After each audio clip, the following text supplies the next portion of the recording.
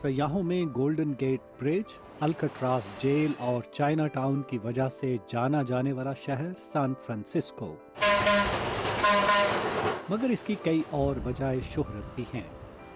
سیاح جب دھند میں چھپے الکٹراز جزیرے کی تصویریں بناتے یا چہل قدمی کرتے تھک جاتے ہیں تو پاس ہی بودیں بیکری کا رخ کرتے ہیں، جہاں ہر وقت گہما گہمی رہتی ہے۔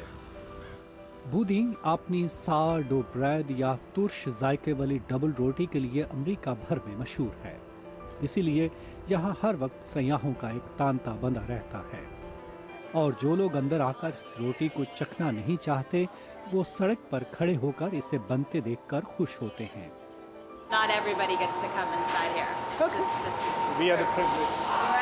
اگر بیکری کی مینجمنٹ نے ہمیں اندر آ کر دیکھنے کی اجازت دی۔ فرنینڈو پدیلا بیکری کے ماسٹر بیکر ہیں اور 31 سال سے اس سے منسلک ہیں۔ ڈو یا آٹے کو ترش بناتا ہے خمیر۔ ماسٹر بیکر اصرار کرتے ہیں کہ میں خمیر ملے آٹے یا مدر ڈو کو ایک بار سونگھ کر تو دیکھوں۔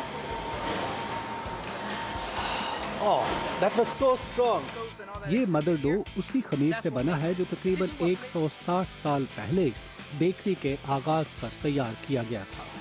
فرنینڈو کہتے ہیں کہ سان فرانسسکو کی مخصوص آب و ہوا کی وجہ سے یہاں خمیر قدرتی طور پر ترش ہوتا ہے۔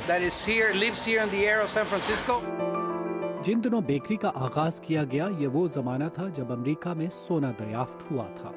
اس دور کو گولڈ رش کا نام دیا گیا، اور جس کی وجہ سے پوری دنیا اور خاص طور پر یورپ سے لوگ امریکہ کے مغربی ساحلی علاقوں میں آ کر آباد ہوئے۔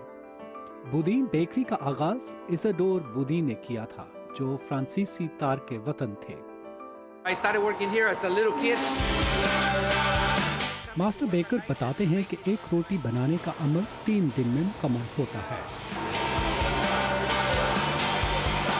یہاں مختلف جانوروں اور پرندوں کی شکلوں کی ڈبل روٹی اور شائقین کی دلچسپی دیکھ کر مجھے بھی یہ تجربہ کرنے کا شوق پیدا ہوا۔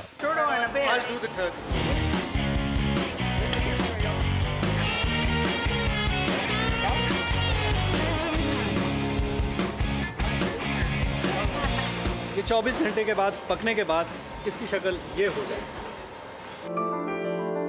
بودین بیکری کا شمار شہر کے سب سے پرانے کاروباروں میں ہوتا ہے، اور سیاحوں کی دلچسپی کے باعث بیکری کے ایک حصے میں اس کی تاریخ کے حوالے سے ایک چھوٹا سا میوزیم بھی بنایا ہے۔ میوزیم کے guide Terry Hamburg. It's the oldest business in the city. ایک لمبے عرصے تک پوری بودین فیملی اس کاروبار سے منسلک رہی۔ بودین خاندان کو ہمیشہ بیکری کے سب سے اہم جز خمیر ملے گندے آٹے یا مدر ڈو کی اہمیت کا خوب احساس تھا۔